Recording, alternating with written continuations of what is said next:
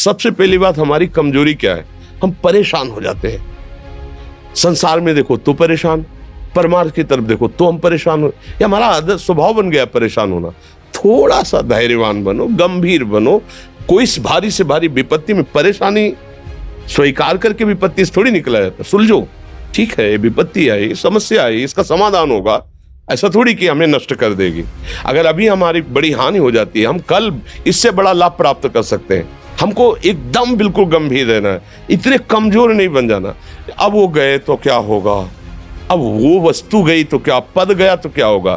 प्रयास किया था, ये पद मिला था, इससे बड़ा पद प्राप्त करूंगा, मैं इससे बड़ा महान बनूंगा। ठीक है, एक बार गिर गया, गलती हो गई, दंड भोगूंगा, फिर इससे ज्यादा संयम में रहूंगा। बिल्कुल मतलब एकदम फ्रेश दिमाग रखना चाहिए।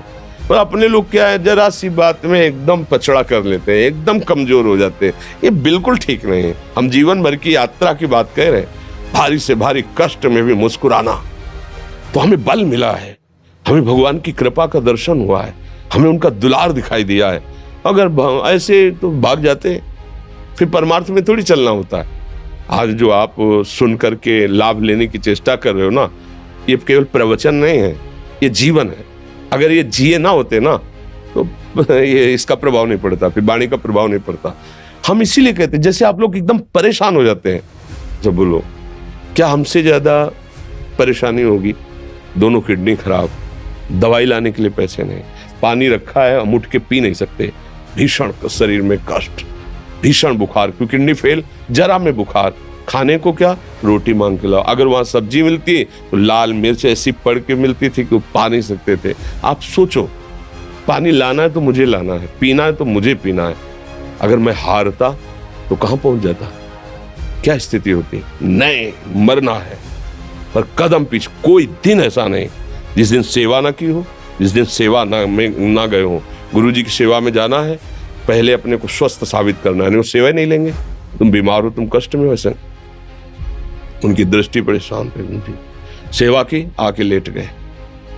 फिर हिम्मत की, अपनी श्री जी की सेवा की, मधुकरी नहीं गए, 3-4 दिन भोजन नहीं गए, पर सेवा नहीं छोड़ा, दिनचर्या नहीं छोड़ी।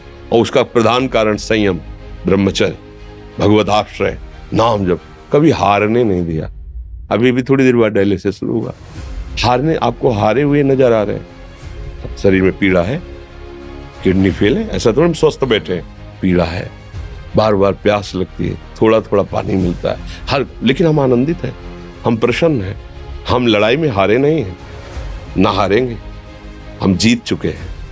हम अपने मालिक के भरोसे में अपना सब बात, तो वो ये हम अपनी बड़ाई नहीं बता रहे, हम आपको बता रहे समस्या। सोचो, तुम्हारे पास तो माँ है, भाई है, बहन है, परिवार है, कोई ना कोई तो है ना। मेरा किसी ने कभी जीवन में ध्यान भी नहीं दिया। क्यों? बचपन से बाबा जी बन गए, किसी से प्यार नहीं, किसी से संबंध नहीं, कोई जानकारी नहीं, हम कहाँ हैं, वो कहाँ, किसी से कोई मतलब नहीं। अच्छा, जवान साधु कौन श्रद्धा करे? कभी गांव जाने की हिम्मत नहीं पड़ती कि रोटी मांग ले, पता नहीं लोग क्या सोचेंगे, क्या भावना कर ले। हम दरवाजे पे खड़े हैं, क्या कैसी भाव, जो हमारे सामने आकाश वृत्ति से आया यौवन अवस्था में, वही पाया, अन्यथा भूखे रह गए। जब हम हर समय अपने को विवेक के द्वारा सावधान रखे, तो हम कभी निराश नहीं हुए, कभी उदास नहीं हुए, कभी ऐसा नहीं लगा कि यार हम दुखी, कभी नहीं लगा। उसी का फल है कि उस सुख का संकेत मिल गया जहां दुख की निशानी भी नहीं है। वही उसी के बच्चे हो, हम सब उसी धातु से बने हुए हैं।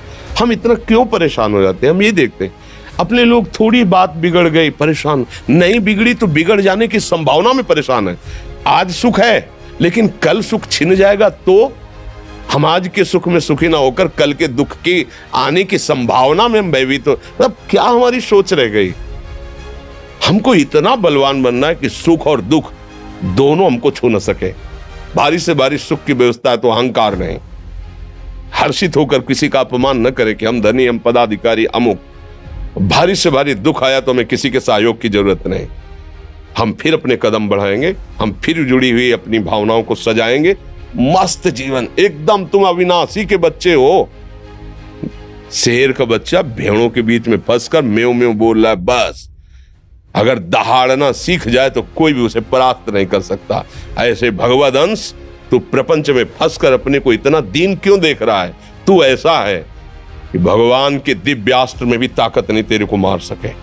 तू अविनाशी का अविनाशी बच्चा है, विनाशी भोगों को, विनाशी शरीर को मैं मान के इतना भयभीत, इतना दुख ठीक नहीं। ये सबके लिए, केवल एक के लिए नहीं। आप समझो, आप लोग सोचते हैं हम गृहस्थ होकर भला ऐसी स्थिति कैसे।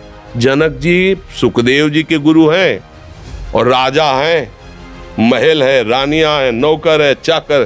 क्या सुखदेव जी जिनके शरीर में लंगोटी भी नहीं है, दिगंबर, परमहंस के गुरु है जनक जी जो राजा हैं। समझो, आप ऐसा ना सोचे कि हम नौकरी कर रहे हैं, हम संसार में, हम गृहस्थ हैं, हम अध्यात्म की ऊंचाई पर नहीं चढ़ सकते। नहीं, आप एक सरकारी नौकरी या आप किसानी या व्यापार करते हुए आप एक अध्यात्म की ऊंचाई में चढ़ सकते हैं। और अध्यात्म ही है जो तुम्हें इस माया के दुख सुख से ऊपर उठा सकता है। दूसरा, चाहे जितनी संपत्ति आ जाए, आप सुखी नहीं हो सकते। सब देख लो, आंख खोल के देख लो, अध्यात्म ही है जो तुम्हें हर कष्ट सहकर मुस्कुराकर जीने का रास्ता बता देगा। कि आप आनंदित हो जाओगे, कुछ नहीं बिगड़ा। अध्यात्म है तो कुछ नहीं बिगड़ा, अध्यात्म नहीं है तो कुछ नहीं बना, कुछ हाथ नहीं लगने वाला।